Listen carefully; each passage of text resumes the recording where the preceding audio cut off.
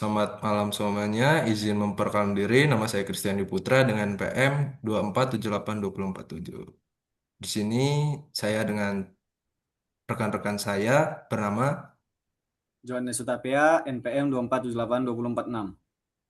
Dan saya Devi Mikia Putri dengan NPM 2478272. Pada malam ini di sini kami ingin mempresentasikan hasil diskusi mata kuliah Nirkabel dengan judul Praktikum Jaringan Mikrotik. Untuk slide selanjutnya, sebelum kita masuk ke dapur teknisinya, mari kita pahami dulu latar belakangnya.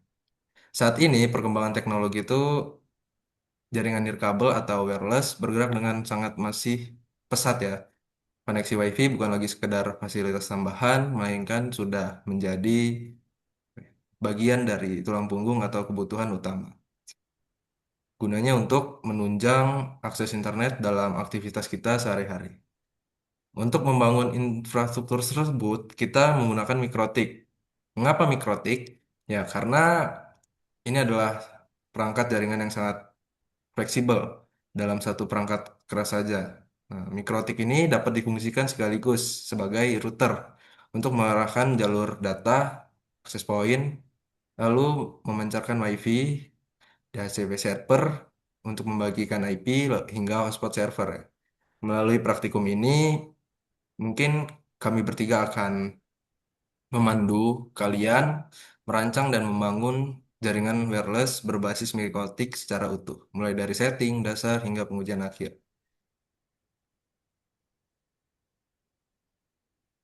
Di sini ada tiga jenis tujuan praktikum ya yang kita capai. Yang pertama ada konfigurasi access point.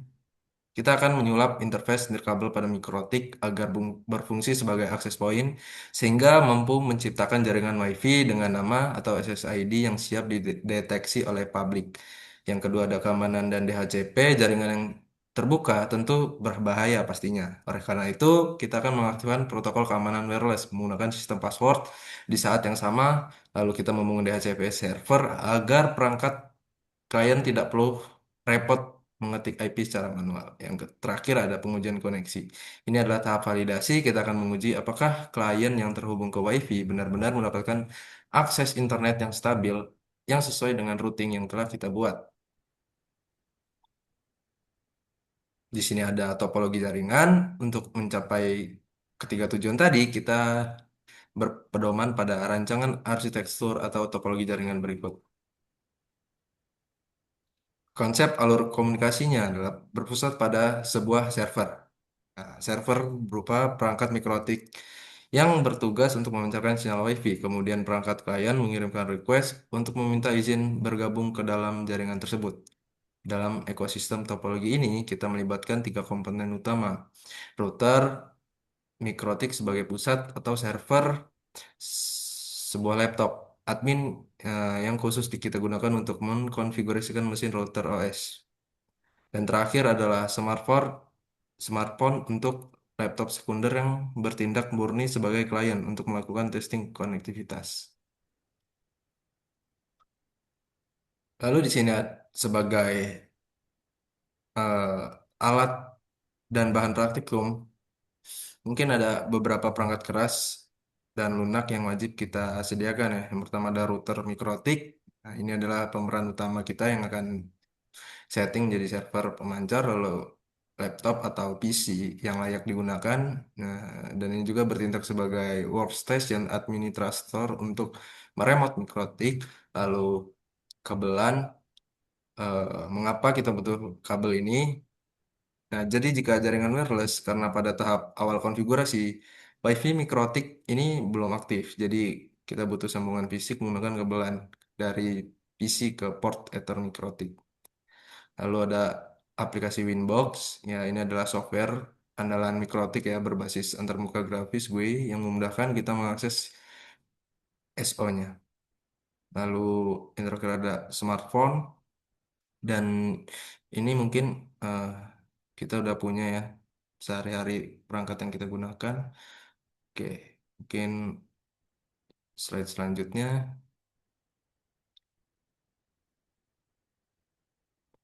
setelah semua infrastruktur siap, langkah pertama kita akan eksekusi yaitu login ke dalam Mikrotik ya.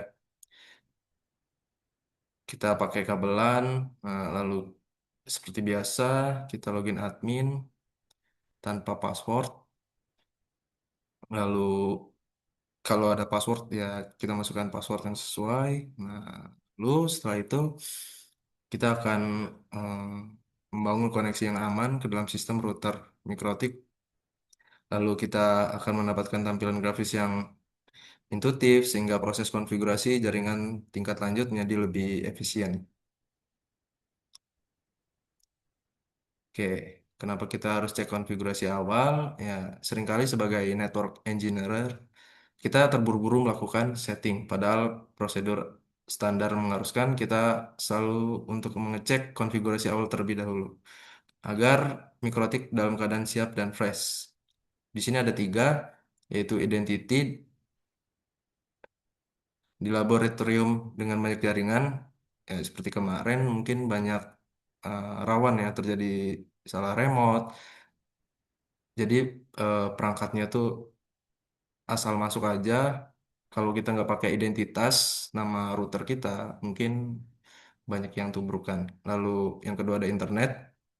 Pastikan interface sumber internet dalam Ether 1 ini terhubung ke jaringan luar. Bisa dari WiFi, bisa juga dari LAN Labjar. Lalu yang ketiga ada wireless. Pastikan perangkat keras kita memang mendukung fitur recoverable dengan cara mengecek ketersediaan interface VLAN 1. Mungkin selanjutnya akan dilanjutkan oleh teman saya.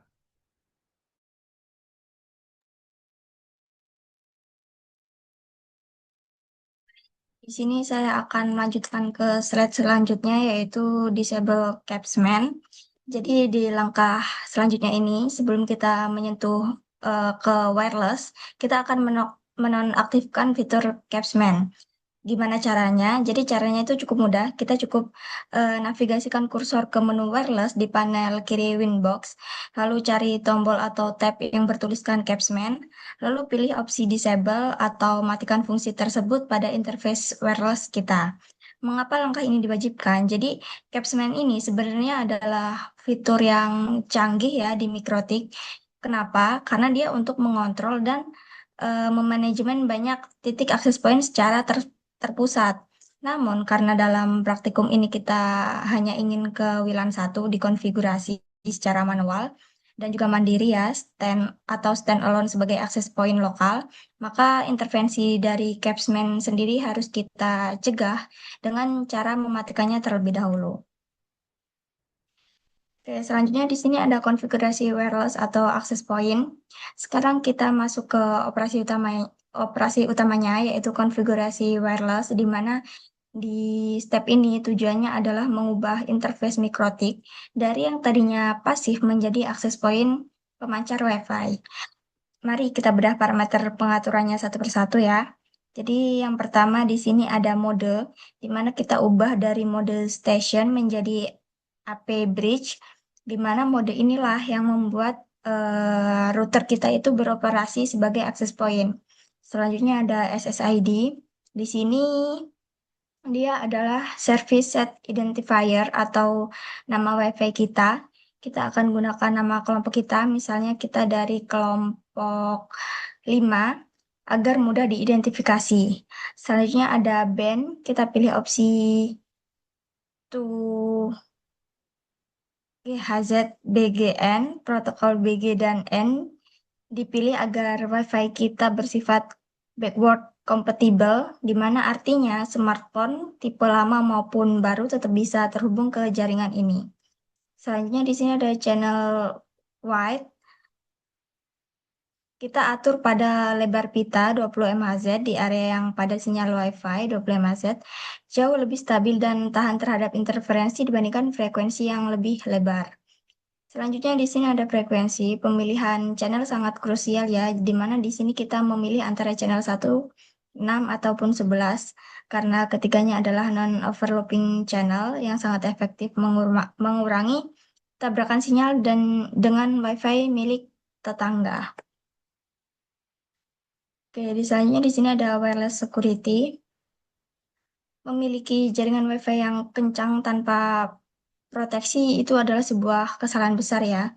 Oleh karena itu, langkah selanjutnya adalah menetapkan wireless security atau sistem keamanan, di mana langkah keamanannya adalah sebagai berikut. Yang pertama, dia tetap berada di menu wireless, namun kali ini pindah ke tab Security Profiles.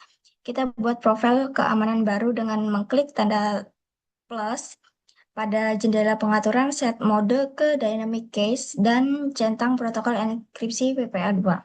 Karena ini adalah standar keamanan yang paling direkomendasikan saat ini ya. Lalu kita masukkan sandi WiFi yang unik dan juga kuat pada kolom rahasia tersebut. Terakhir dan paling penting, kita kembali ke pengaturan WLAN 1 dan terapkan security profile yang baru kita buat tadi. Tujuannya sendiri itu dari lapisan keamanan yang jelas, dia akan mengunci jaringan supaya terhindar dari penyusup dan juga sekaligus menolak dari pihak-pihak yang tidak berkepentingan. Selanjutnya di sini ada konfigurasi IP address server. Setelah kita koneksi fisik nirkabel berhasil dipancarkan dan diamankan tadi, kita perlu beralih ke layer 3 atau tingkat IP. Kita harus melakukan pemberian IP pada interface VLAN kita. Jadi di sini kita buka menu IP dan pilih address untuk mendaftarkan IP address baru pada router. Tentunya kita pastikan IP address baru ini dialokasikan secara spesifik ke interface VLAN 1 ya. Jadi sebenarnya apa sih fungsi memberikan IP address ini? Jadi IP address inilah yang nantinya akan bertindak sebagai gateway utama, di mana seluruh paket data dari smartphone klien akan dikirimkan ke IP address VLAN 1 sebelum diteruskan ke router ke dunia maya raya atau jaringan internet. Selanjutnya di sini ada konfigurasi DHCP server. Akan sangat tidak efisien ya jika setiap kali ada pengunjung yang ingin memakai WiFi, mereka harus menginput IP address, subnet mask, dan juga DNS secara manual. Jadi solusinya adalah fitur otomasi bernama DHCP server, di mana fungsi utamanya dari layanan DHCP ini adalah untuk mendistribusikan IP address beserta parameter jaringan lainnya secara dinamis dan juga otomatis ya kepada setiap klien yang tersambung. Ini akan memberikan kemudahan yang luar biasa bagi pengguna klien. Mereka tidak perlu pusing memikirkan konfigurasi IP statis yang berpotensi menyebabkan bentrok IP atau IP konflik, di mana hasil konfigurasinya itu instan begitu password Wi-Fi benar dan device berhasil connect, server Mikrotik akan langsung menyuapi perangkat mereka dengan address jaringan yang sah. Selanjutnya di sini ada hasil konfigurasi sisi server. Dengan aktifnya DHCP server tadi, maka seluruh kewajiban kita sebagai administrator jaringan di sisi server itu telah paripurna. Jadi di sini kita akan evaluasi hasil konfigurasinya. Keberhasilan di sisi mikrotik ditunjukkan oleh 4 indikator utama ya. Yang pertama itu memancarkan WiFi. SSA di kelompok kita itu sudah mengudara dan dapat dipindai oleh alat-alat di sekitarnya. Lalu yang kedua memiliki password.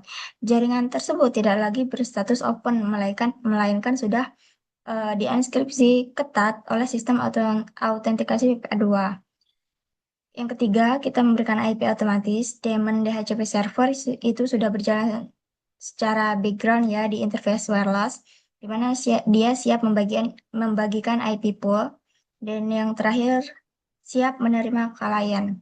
Jadi router saat ini berada dalam kondisi standby aktif, menanti adanya koneksi masuk atau request handshake dari perangkat end user. Jadi mungkin itu saja dari saya, akan dilanjutkan oleh rekan saya. Baik, terima kasih. Selanjutnya kita akan masuk ke bagian sisi klien. Di sini kita meninggalkan antarmuka dari Winbox-nya, maka kita akan masuk ke bagian end user atau pengguna di bagian kliennya. Nah, di tahap pembuktian ini kita menggunakan smartphone, baik itu berbasis Android ataupun iOS, dan juga laptop, seperti itu. Tugas klien di sini adalah mencari jaringan Wi-Fi server yang terhubung di dalamnya. Pastikan IP address itu didapat secara mandiri dan bermuara pada pengujian koneksi internet secara real.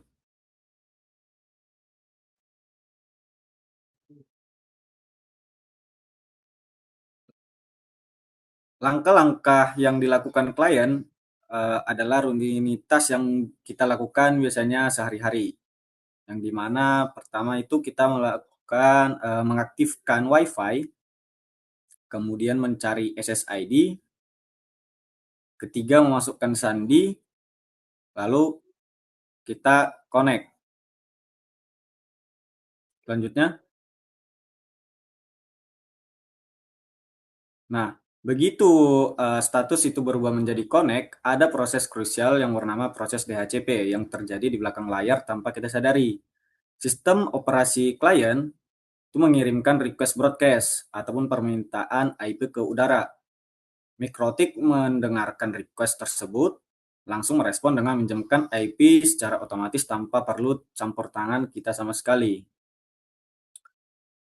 Pada detail jaringan di smartphone, kita akan melihat parameter yang terisi penuh, baik itu IP address yang diberikan secara dinamis sesuai range ataupun rentang IP yang tersedia, gateway, itu alamat IP merujuk tepat ke IP address, WLAN 1 di mikrotik menandakan mana lalu lintas data akan diarahkan untuk keluar.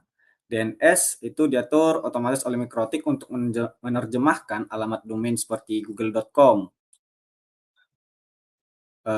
menjadi alamat yang mudah dipahami oleh mesin. Jika seluruh field parameter itu terisi otomatis, maka konfigurasi DHCP itu sudah sempurna. Selanjutnya, tahap pengujian. Nah, di sini kita akan validasi hasilnya. Terhubung ke WiFi itu belum tentu berarti kita terkoneksi ke internet, maka kita butuh pengujian. Yang pertama kita membuka browser, kita uji fungsionalitas dari HTTP ataupun HTTPS dengan cara membuka situs-situs yang mengkonsumsi bandwidth. Misalnya seperti google.com ataupun memutar video di YouTube. Itu langsung di browser perangkat kita. Pun kita melakukan ping. Bagi praktisi IT, kita mengujinya secara teknis. Kita buka terminal atau command prompt, lalu kita lemparkan paket ICMP dengan mengetikkan perintah ping 8888 yaitu dari DNS Google ataupun kita ping alamat gateway dari router kita. Hasil ekspektasi yang diharapkan adalah request reply, time to leave ataupun TTL yang stabil. Itu menandakan bahwasanya klien kita itu terhubung di internet tanpa adanya gangguan pemutus sinyal ataupun RTO, request timeout. Selanjutnya, dari seluruh rangkaian implementasi teknis dan pengujian tadi, kita masuk ke tahap analisis hasil. Secara keseluruhan, arsitektur yang kita bangun dinilai beroperasi dengan sangat baik berdasarkan parameter sukses berikut, yaitu WiFi itu terdeteksi dengan baik. Ini memvalidasi bahwa konfigurasi mode access point itu bekerja dan WiFi wireless interface itu mencarkan sinyal tanpa cacat.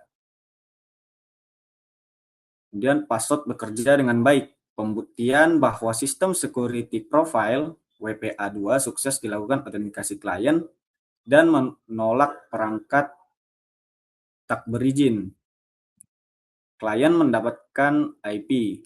Proses handshake DHCP itu berhasil. Terbukti terbukti dari terdistribusinya IP address dan gateway secara otomatis. Internet bisa diakses. Protokol dari routing internal di Mikrotik berjalan normal sehingga lalu lintas data dari klien itu berhasil diteruskan ke internet tanpa hambatan teknis. Selanjutnya, sebagai penutup,